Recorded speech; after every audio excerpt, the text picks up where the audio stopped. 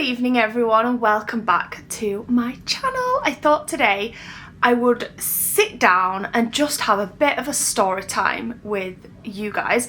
It's really weird because a few days ago, I said to Chris, what day is it? I need to film a Sarah Says, and he's like, oh, you need to film it in a few days time. And I was like, wait, did I upload last week? And he was like, no, you didn't. I was like, that didn't even enter my head until like 3 days ago. Like usually if I've not filmed something, it's like the day before, like on the Sunday, I'll be like, oh no, I've not filmed anything yet for Sarah Says and it's due up tomorrow. Or I'll remember on like the Monday and I'll be like, I didn't film it, but it's not even entered my head that I haven't filmed anything for Sarah Says and I missed last week until like 5 days after it was due live. That's never happened before.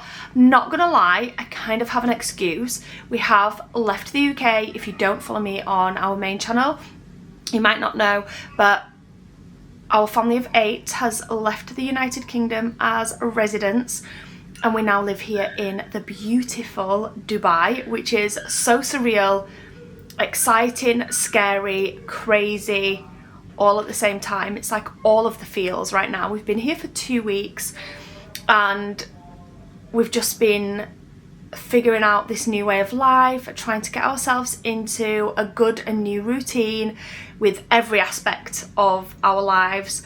It's felt a little bit like a holiday, I'm not gonna lie, and we know it's not, so it's kind of training ourselves to not be so much into the relaxed way of just chilling and not really doing much and just, you know, you've still got to do bedding and laundry and schoolwork and chores and like the normal routines of life, because this is not a holiday. Like I said, we have moved here. That's my excuse for it completely slipping my mind to upload on here last week. Anyway, moving on. This week I thought I'd do a story time, and I thought I would do a story time on my favourite subject. Me. I'm only joking. Oh my gosh, that was so cringe. I was like rehearsing that in my own head and I was like, no, I can't do that. And then I was like, if it comes out, it comes out. And it came out and I'm so embarrassed. But for you guys that follow me over here, I know that you do just enjoy general sit down, let's chat. And I thought it would be good to chat about myself, not in a big-headed way, but just to, I guess, just open up to you guys and maybe tell you a few things about me that maybe you didn't know. And just talk about like where I came from and why I am the person I am today. Don't get me wrong, this is not going to be this big, extravagant, thrilling story. It's just little old me and basically where I came from, things I've been through, and basically just what's formed me into who I am today. I am going to try and include some things that I've never mentioned online before, so some new things that you would definitely, unless you know me or you're part of our family or close friendship group, you definitely would never have known. There's not much, but there is a few things. So, little on me was born in 1985 to my parents, and I was born on a council estate in Leeds called Seacroft. So some of you guys may have heard of that, some of you guys may not have. And my whole family pretty much lived in or around the outskirts of Seacroft.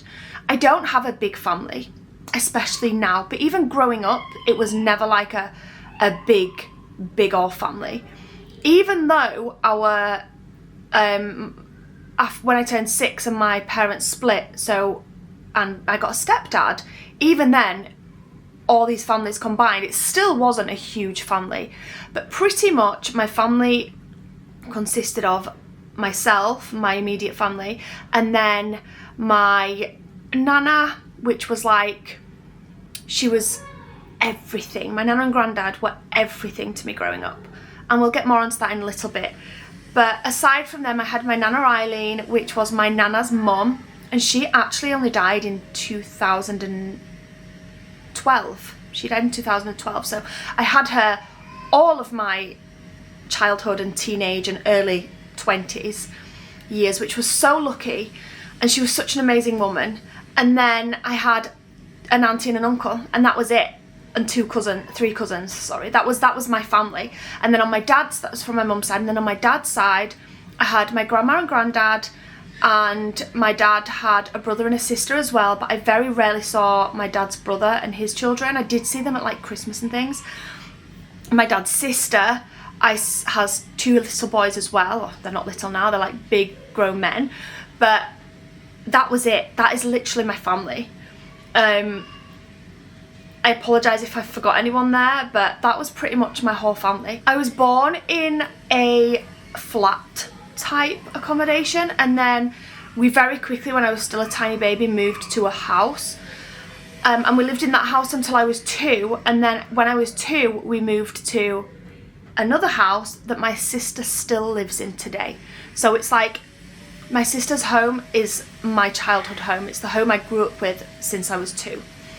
Now, some of you guys will probably already know that I've got one sister and 2 brothers. So when, this is mind blowing, but I was 10 months old. I was 10 months old when my sister was born. What were my parents thinking? I'm so grateful to them now because me and my sister are super close. But yeah, there's only 10 months between us, so we have 2 months a year where we're the same age. And then I think it was 14 months after my sister was born, my brother was born. So 3 children, very close in age. And then, yeah, we lived in our house, and unfortunately my parents split up when I was 6 years old. Obviously I was only 6 at the time, so I didn't know any different, and as an adult it was just something I never thought to ask my mum about. But my stepdad moved in pretty quickly, so I don't know what was going on there. But I do remember that my stepdad moved in quite quickly after my dad left. It's so bizarre, but I still remember to this day as a 6, 5 and 4-year-old sat in my mum's bedroom looking over the windowsill outside to the garden where my mum and dad were saying goodbye to each other, and me and my sister and brother were just crying our eyes out. We didn't really understand what was going on, but we knew something not nice was going on because my mum and dad were both crying and hugging each other. So I know it wasn't a nasty split, like, just from my 6-year-old mind, and as I've grown up, I don't feel like it was a nasty, like, pack your bags and leave. I feel like there was still a lot of love between them. They were hugging and crying and saying goodbye, and then my dad left, and then my stepdad moved in. But long story short, they both went on to remarry. So my dad married his wife and had 2 children, a girl and a boy, and that's my half brother and sister. And my mum went on to remarry my stepdad. Ignore Esme singing. My stepdad, and they had a child together, my younger brother James, and he was born when I was 13. So there's a big age gap between them. They equally lived happily and had a happily marriage for 16 years. Equally, both of them had a happy marriage for 16 years. And then so bizarrely, in the same year, they both divorced from their spouses. They both divorced, and after 16 years decided that actually they were meant to be together, and they got back together. And my mum and dad got back together when, just after I had Esme, I think it was just after I had Esme, or not long after I had Esme. She was still a baby. And they lived happily for 5, 6, 7 years or something like that until my mum passed away of cancer. So that's my early upbringing, or like the tale of my mum and dad. Now, I left home when I was about 16. I think I was about 16. And I didn't have a falling out with my parents. There was never like a big thing that made me leave home. I was just so close to my nana and granddad. Like, they lived around the corner. Soon as school finished on a Friday, I was round at my nana's. From being 3 years old, probably younger, from as young as I can remember. The second school finished on a Friday, I was at my nana's door, knocking with my weekend bag. Hi Nana, she welcomed me, and I had my own bedroom there, and I just loved it. And I didn't go back home until Sunday at like 8 p.m. and it was bedtime because it was back to school on Monday. And I just loved it there. I loved that I had my own space and I didn't have to share a bedroom with my sister. It was just, I got all the attention when I was there. I was like my nana's first granddaughter. And I'm not gonna lie, I was spoiled. I got loads of attention. I never wanted for anything. And I just was so, I could just remember being younger, just feeling so lucky to have such an amazing Nana and Grandad. Generally as a family we didn't have a lot growing up. I'm not going to go into like personal details of things, but we didn't have much growing up. But saying that, we didn't want for anything, and I never felt like I suffered growing up as a child. So we got spoiled on Christmas. At Christmas time, we always got a nice big pile of presents. I don't remember birthdays. I don't remember receiving any presents on birthdays. I'm not slating anyone for that. My parents, absolutely not slating them for that. That's just the way they chose to do it. But I do remember on birthdays, it always felt special because the birthday child was always allowed to choose what meal we had for dinner, which always just felt like a really special treat. And I always used to choose a salad. I don't know why. And they used to do these beef burgers with melted cheese inside, and I just used to get so... I swear they were from a shop called Jack Fulton's. Does anyone remember that? But I just used to love it. I used to feel so special and lucky on my birthday because I got to choose dinner, and I always used to get the salad. And then we always used to get to stay up an hour later, so we always had to go to bed at 8 p.m. But on birthdays... Let me go check Aurora. Okay, sorry guys, I just went to check if Chris was okay with Aurora because he's watching her and she's crying. But yeah, what was I saying, on birthdays, we got to stay up an hour later, so instead of going to bed at 8, we got to go to bed at 9, and it always felt really special, like getting that time. Even though my mum would just be sat there like watching EastEnders, it still felt really nice to just, you know, be up a bit later. And I can remember every single birthday. This is why I don't feel like we got presents on birthdays. Maybe we did get the odd thing here and there, but I remember on my birthday evenings, I was never like playing with toys during the extra hour. I was always colouring on my birthday cards. So, you know, like back in the day, birthday cards always used to be embossed. Like, it was so exciting when I got an embossed card, because I knew on the reverse side I'd get to like colour in, and I was always colouring in pen. So maybe we didn't have like felt tips, I'm not sure, but I was always colouring in, and I don't know, I always remember that. Those are my memories from my birthdays, always choosing dinner and getting to stay up an extra hour later and colouring in my birthday cards. So when I turned 16, I left school and I moved in with my nana and my granddad, and I absolutely loved my life. I decided to stay on school at sixth form and do A-levels. I did A-level music, I did A-level dance and BTEC drama. I was never amazing academically. I never had the drive or the... I'm trying to think of the right way to put it. My parents didn't really care so much about academics. So if, for example, I didn't want to do my homework, then, you know, my mum never checked up. She never checked. And as a teenager, I was like, yeah, you know, my parents are amazing. Like, she never checks if I have a thing. And I just, you know, Mum, will you sign my planner? Will you sign this here? And she'd sign it, not realising that maybe, you know, maybe not realising what she was signing.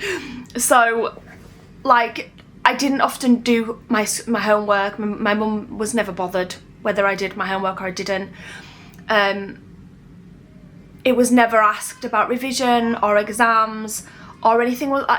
It just was never taken seriously. Whereas in our house now, I'm always on the girls' back, like, you know, if they've got a test coming up or an assignment, like with Isabel, I'm always like, have you practiced? What have you done? I want to see what you've done. Let me test you on it. And I'm quite involved, whereas my parents were never, ever involved in my school, and that's the right word, involved. And so because they weren't involved, that meant that I didn't have to make any effort. I'm not gonna lie, that's what that meant. If I got detention, then my mum would just ring school and say, you know, she's not doing the detention because I lived an hour and a half away from my high school. And I had to get a bus, 2 buses to get to the high school. And that often meant in winter time I'd be getting home in pitch black dark, and I'd have to do a stopover on the bus in Leeds city centre. And as a 11, 12, 13-year-old girl, that was often quite scary. And that was my mum's reasoning on not letting me do detention. But as a teenager, I was like, haha, you know, quite ignorant, and maybe like, I don't have to do detention. I was never a naughty child at school, I'm not saying that. It was silly things like if I'd forgot my PE kit or I didn't do my homework. It was things like that. It was never because I was a rude or cheeky or naughty child at school. But yeah, I feel like I was just a bit ignorant at school is probably the right way to put it, and I didn't have that drive coming from home to do well. However, I loved, like Esme, dancing. I loved music. I loved writing music. I loved learning all about music and instruments and creating my own songs and singing.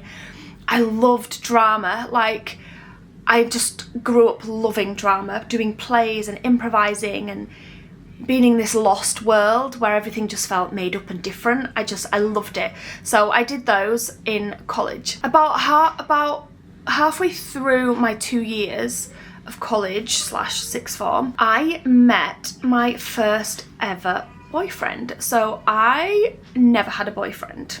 Never had a boyfriend.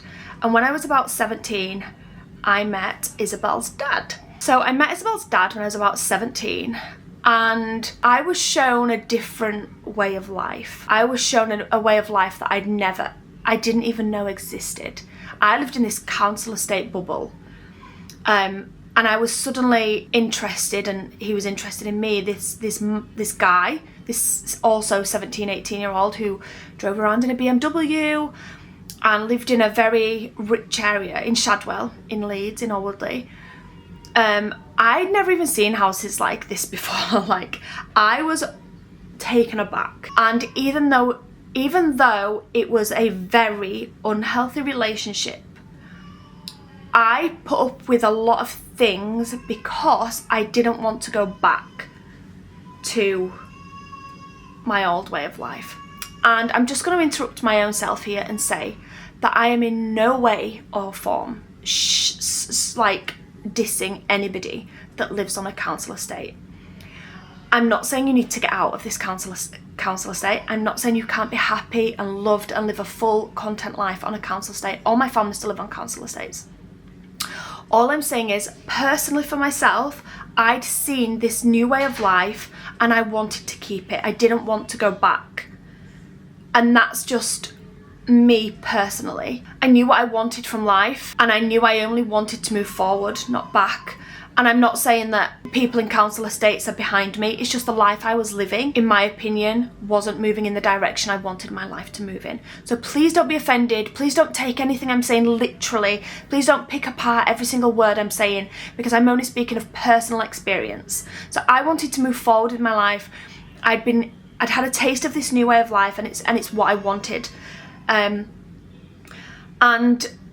unfortunately for my own self, young self, I didn't realise at the time, like I said, this was my first boyfriend, to keep this new way of life, that then meant that I had to put up with anything in this relationship. And naively, I was stupid enough to do that. So I accepted anything in this relationship to keep the relationship. I look back on my younger self now and I just want to scream, what are you doing? Like, why? Like, don't be so stupid. You don't need this person in order to further your life. You know, you can do this on your own. You don't need... And I was naive. So I got with him when I was about 17, and I think our relationship was about 3.5 years long. We had Isabel when I was like 2 months before I turned 20, so almost 20 years old. And when Isabel was, I lived with his parents. He lived with his parents. I lived in a separate room. It's not like a back bedroom. That makes it sound like I was some sort of maid locked in a closet. It wasn't like that at all. But it was just like a small room that I had of my own in that house, which I was really grateful for. Had Isabel there, and we lived there for, I wouldn't say happily, but we lived there for about, I think Isabel had just turned 1. She just turned a year old. Sorry, Chris just came in. We lived there until Isabel was about 1. And just after she turned 1, an incident happened that I'm absolutely not going to go into on here. But nothing like severe, nothing like life-threatening. But an incident happened where I realised I could not be in that situation anymore with a young child. And I had to leave, basically, long story short. So I got myself a job at the local pub. It was called the Dexter. And when I got that job, I found myself. Like, I realised who I was. I'd become a completely shell. I'd become a shell from 17 to almost 21. I was 20 years old, I was almost 21. So that's the time frame. So yeah, Isabel was 1 year old. And I found myself again, and I saved every single cent I made from this job to get me and Isabel a home. I'm just gonna throw in something that happened actually that nobody will know about. that happened whilst I was living there. I don't know why this has just suddenly come to me, but it has. And I don't know if I should even share it, but I think I'm going to, because this is something nobody will know. So, my stepdad had a mum, obviously, my nan, who obviously he was in my life for 16 years, so his family was my family, his sister was my auntie, his mum was my nan. In fact, his nan and stepdad took me on holiday to Turkey when I was about 8 years old. I think they were. I was about 8, and I went with his sister's daughter, so my cousin. She was called Natalie. She's a lovely, lovely person. Anyway, when I was pregnant with Isabel, I remember receiving a phone call from Peter, from my stepdad, he was called Peter, screaming down the phone, like crying, screaming, and I can't explain. He'd not told me what had happened, but I knew something terrible had happened in our family. I didn't know what, but I got this feeling like the whole world just stood still for like 2 seconds, and I got like this shiver up my back, my hairs were on end, and I felt like I was in danger. It's such a bizarre feeling. I jumped off the bed. I was at home. I worked at the prison in Wetherby, but I think I was on a day off or something, but I was still in bed because I suffered horrendous morning sickness. But I remember just jumping off the bed. I was in the house on my own and running downstairs and opening the front door so that I could get out the house. But I don't know why I did that, but I did. And Peter was like crying and screaming on the phone. I was like, what's wrong? What's wrong? What's wrong? And his beautiful mum had been murdered in the most horrific way. I'm not going to go into details about it because obviously family might watch this, and even though it's not like a dirty secret everyone's got to keep, it's not something that everyone wants refreshing, I guess, in their mind. But she'd been murdered by her partner in a really horrific, terrible way. And nobody will know that about me. No one will know that I had a nan that was murdered. And I just remember the feeling that I had that day. And even the circumstances around how she was found and how long that she'd been left were just utterly horrendous. Like I said, I won't go into details, but really, really, really horrendous. And I remember being pregnant at the time and I think I was about 3 months pregnant at the time. I can't remember exactly, but I think it was around March that this happened. It's 18 years. I can't remember, is it March or May, but I think it was March. And yeah, I remember just when we went like to her house, like to sort everything out, there was like newborn knitted cardigans that she'd started knitting, actually for my sister, not for me, because we were pregnant at the same time, but my sister was a bit ahead of me and she started knitting like baby cardigans for our babies because she was so excited. And it was just a really horrible, blooming horrible time. And then I remember when I was about 6 months pregnant going to court for the sentencing of the person that killed her, and he got 15 years.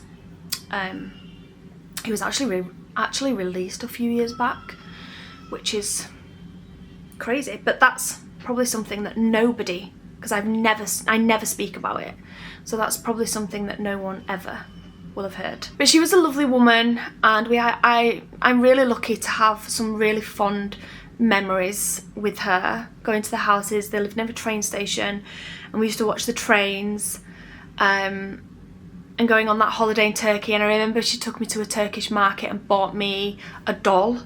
I swear the doll used to cry and it smelled like cherries. And like when the dummy come out the doll's mouth, it used to cry. But I just remember the smell. I can still smell the smell now. So I got a house when I was 20 with myself and Isabel, just before I turned 21. And it was such a liberating, like amazing feeling. It was still in Shadwell. It was still in the place that I wanted to be. And I just felt so lucky and so amazing that I had my baby girl and me and her lived together in this house that I'd saved so hard for. And it was just such an amazing feeling. Sorry, we moved in, I'm just been sat thinking, we moved in just after Isabel turned 1. So I think she was about 9 months old when I actually got the job, because I remember saving for like 3 or 4 months all of my wage. I was so lucky to be able to save all of my wage because her dad's parents fully supported me. So they fed me, they didn't charge me rent for me living there, I mean. They didn't charge me for like bills or anything. So I was really lucky in that aspect. So I was able to save up all of my wage, and obviously when Isabel turned 6 months, my wage, my maternity pay for my prison job that I had stopped. I had like a couple of months where I didn't earn anything, and then obviously when she was about 8 or 9 months old, that's when I got the job to pay for the house. So we moved in around October, so it was just after Isabel turned 1, and I remember shopping for our first Christmas tree that we've still got today. And it was such a monumental moment for us. I think I bought it for about £30 from Tesco. I remember, it's so weird how things just stick in your head, and this stuck in my head so much. And I remember going home, and I remember me and Isabel like having the Christmas music on in our own home where we felt safe, and just me and her against the world. And I remember putting the Christmas tree up, and it was just the best feeling ever. I did have to work a lot at the pub to support me and her, even though we did have support from her biological dad for a few months. He ended that after a few months, and I'll explain that why in a second. But for the first few months we were living there, he did pay half of the rent. So I think I still remember our rent. It was £375 for a 3-bedroom house in Shadwell or Woodley. You wouldn't even get a flat in Seacroft probably for that now, but we're talking 18 years ago. So I did work all hours at the pub all through the night. I worked all over Christmas. Just before Christmas, it was my 21st birthday, and I celebrated it in the pub. Like, they put me on like a little party, and I got my family over. And there was another incident that happened at my house that night that was not a nice incident with Isabel's biological dad. Isabel knows all of this. I'm not like letting out secrets here online. It's just I don't want to share everything. But Isabel knows like things. But another incident happened that night where the police had to get involved. And after that, I don't know, it's kind of like, it felt like a setback to me. Like, I felt like my bubble had been burst. Like, I'd felt like we'd moved on, and then we kind of got set back. And I remember sat like on my 21st birthday, just so upset when I got home from that. It was like after midnight when I got home from the Dexter pub. And just thinking, oh my gosh, like, what am I going to do? How am I ever going to get out of this? Like, how can I move forward? And then, literally just after Christmas, like the first week in January, I was working in the pub still on a usual shift, dreading going back home to the house, not because of Isabel or anything like that, obviously, but her dad used to be in the house and he'd have people around whilst I was out, and it just wasn't the best. It wasn't a healthy time for us to be around each other. And for us to be together, especially in front of Isabel, who was only a year old at this time. So I remember just being in the pub and like dreading my shift ending because I'd have to go back to the house, and I knew that he'd be there, and I didn't know who else would be in my house, and it was often females, not males. So it was just awkward and just not a nice time. And this group, and I had no friends, I have to point that out. I had 0 friends. I hadn't had a friend since I was 17. I had nobody to talk to at all. And it's so weird, and I'm sure maybe somebody will relate to this, but I didn't feel like I could talk to my family, because if I did talk to my family, then they would not judge me, but they would, I don't know, I felt like they'd be angry at me for living in the situation that I lived in, and they'd be raging, and I worried about how my dad would react. I worried about how my dad was going to be if I explained things to him, and I worried about what effect that would have on me and Isabel if he was angry. And I don't mean like my dad would hurt me. I don't mean that at all. See, it's really difficult to explain things without deeply delving in, and I don't want to do that online. But I just didn't feel like I could talk to my parents, and I had no friends, nobody. I didn't have one single friend, except one person. I had one person who I met online, and the only reason I met her online, I'm not going to say names because I don't speak to this person anymore. And I would never, I'm just not the person to slag somebody off. I would never do it. I don't have a bad word to say about this person online, publicly. But the only reason I became friends with her was because my ex tried to cheat on me with her. And as a decent person, she contacted me and let me know. And we struck up a friendship because I was desperate for a friend. I was like, I just want to be a friend. Can we meet up? And we met up and we had a friendship. Anyway, I had no friends, and I forgot what the point was. Oh yeah, this group used to come into the Dexter pub of like these girls and boys. It was like a big fun group, and I remember always serving them at the bar and always having this deep gut jealous feeling like I wish I had that. Like I just wish I had a group of friends I could go out with and invite to my home, and something's just smashed. But just hung out with. And yeah, this group of friends were like, came in, they were really nice, they spoke to me, and I hit up a friendship with a couple of the girls.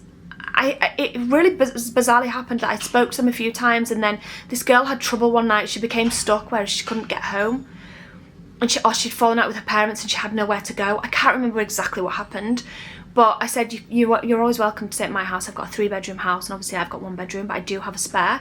My daughter's in the other bedroom, but there's a spare. If you just want to sleep there, it's fine. And she took me up on the offer, and we became inseparable. We became great friends. And Chris was part of that friendship group as well.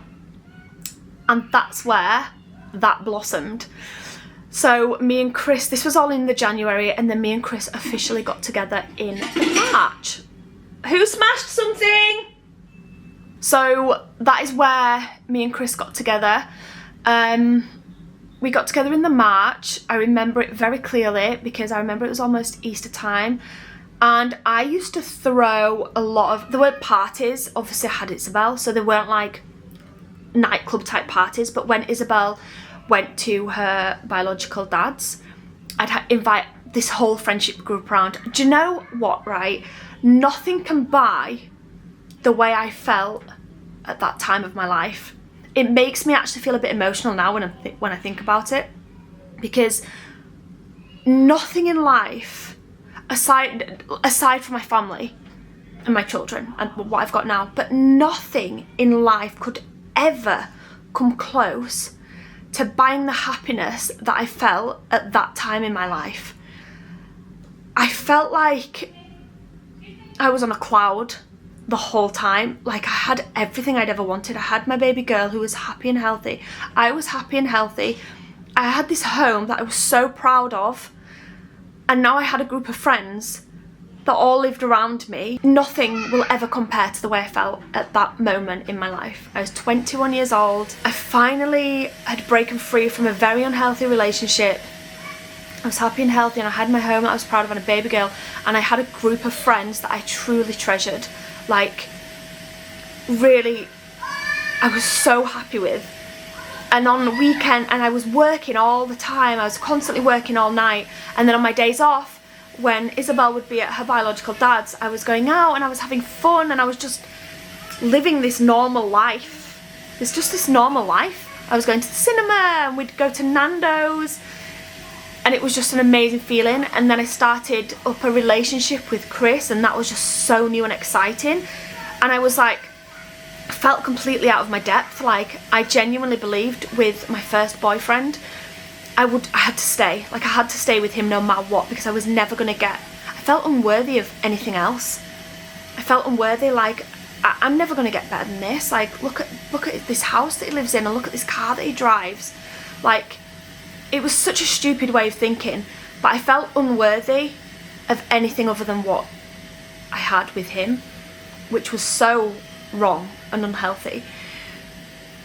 And I just could not believe that in just a short year, my whole life had turned around, and not only did I have everything that I just mentioned I had, but I also had another guy who was, I think Chris is a year older than me, but another guy that was the same age as me, who also lived in this nice area that I couldn't believe I could get a home in. He had a family that was just so wonderful and welcoming and loving, and he was interested in me. like he was interested in being with me. I just could not believe my luck. I've only ever had 2 boyfriends. I had a child with one, and I had 5 children with the other. I married him. And I just was on cloud 9. And I guess you could say the rest is history. The rest is history. Me and Chris very quickly became a couple. He moved in with me pretty much straight away. I don't mean I met him on a night out and he moved in the next day with a young child, with me having a young child. Obviously, we'd been good friends since January, and he'd spent a lot of time at my house. He'd spent a lot of time around Isabel already. She already knew who he was. And yeah, he moved in with me in about April. He just slept over one night and never left.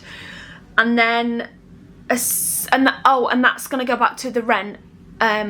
So Isabel's biological dad paid until I got with Chris. And the second that he knew that I was dating someone else, we were only dating at this time, straight away in the March, he stopped all payment. He was like, it's not my responsibility to be paying yours and his rent. If he's staying there, he should be paying. And so that's when me and Chris were like, oh, what are we going to do? You know, hi, I'm glad you're interested in me, but you now need to take on the rent for this house and my daughter because I can't really do it on my own. So it was quite intense straight away with me and Chris. Usually, you know, well, I don't have to explain what would usually happen. It was quite intense. He had to take on Isabel, but not only Isabel, but he had to also help financially supporting us if he was to be with us. And thankfully he was fully on board with that.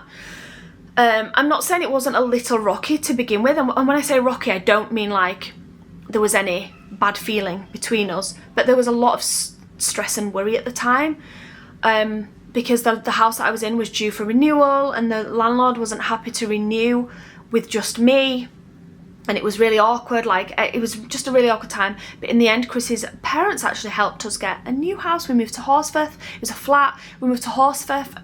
We lived in this flat for about a year, and then I got pregnant with Esme, and the landlord was like, this house is not big enough. I have a new house on New Roadside in Horsforth, and it's actually a terraced house. It's got 2 bedrooms and a garden. The flat also had 2 bedrooms, but it's got 2 bedrooms and a garden. You should move here. And then we moved to that. Esme was born in that house in Horsforth, New Roadside. And then quite quickly afterwards, Chris wanted to move again. You guys know what Chris is like.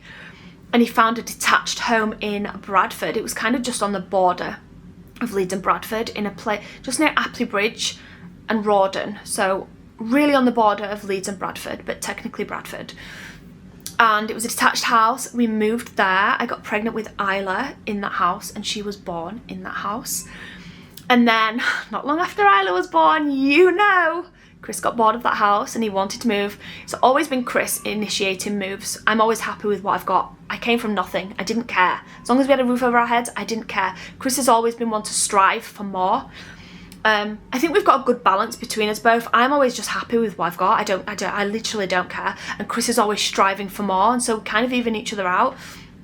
And so Chris wanted to move again, and he found our 3-bedroom house just round the corner.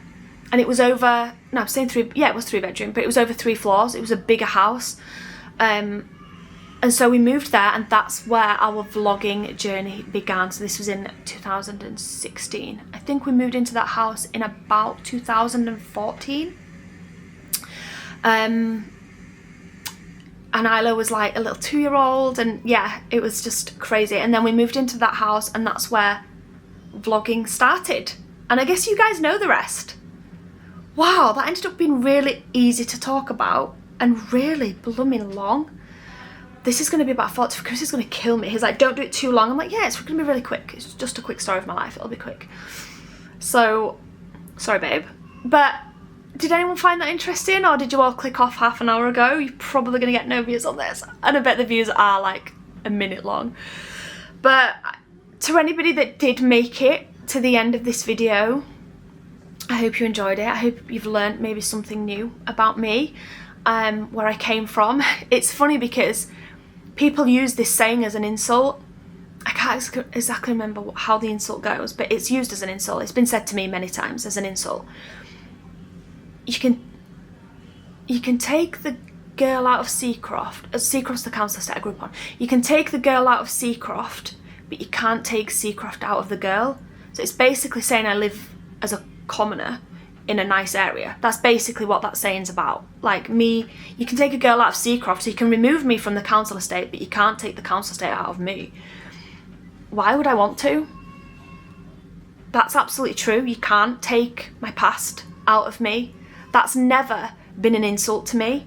I would never want to be any different. I would never change my past. My past is what made me who I am today. And there's no shame whatsoever in trying to better yourself, even if you came from a council estate. There's no shame in that whatsoever. So for anyone that thinks of using that to me as an insult in the future, don't. There's no point. It's not an insult to me. You are absolutely right. You will never take Seacroft or my early life out of me. And I would never want you to take that out of me, and I would never want to lose that. I will always remember where I came from, where I grew up, how I came from a deprived family who didn't have the healthiest household growing up, or didn't see things that children should see. But that's not how I raised my children. I knew that I didn't want that for my children growing up. And I turned it around, and I've given them, I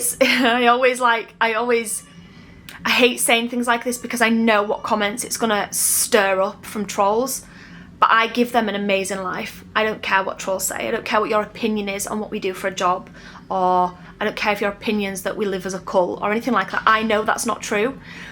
And so I know that these things I'm saying are going to stir up comments like that in the thing, but don't bother, because I'll just block you. Don't bother. I'll just block you. But yeah, I turn things around, and I give my children the best life I can possibly give them. We're all doing our best. Am I a perfect parent? Absolutely blooming not.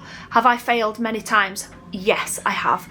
Am I trying to learn from mistakes I might have made? Yeah, of course I am. I'm not saying I'm a perfect parent who's doing better than anybody that lives on a council estate, because there are some boss council estate parents. There's nothing wrong with anything I've said. I don't want anything I've said to make anyone think I'm saying anything bad about council estates, because I'm not. I just know that I've got to be very careful with how I say things, because people do twist things online. They do take things out of context. They do pick on single words and be like, you said this. And so please don't be offended by anything I've said in this video. I'm gonna round it up now.